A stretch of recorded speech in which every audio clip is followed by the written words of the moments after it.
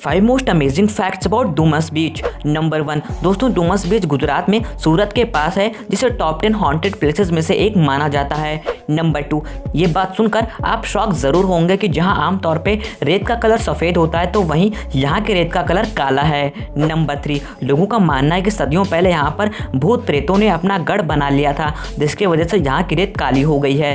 Number 4, और ये भी कहा जाता है कि शाम को अंधेरा होने के बाद से ही इस बीच से चीखने चिल्लाने की आवाज़ आने लगती है, जो काफ़ी दूर से भी सुना जा सकता है।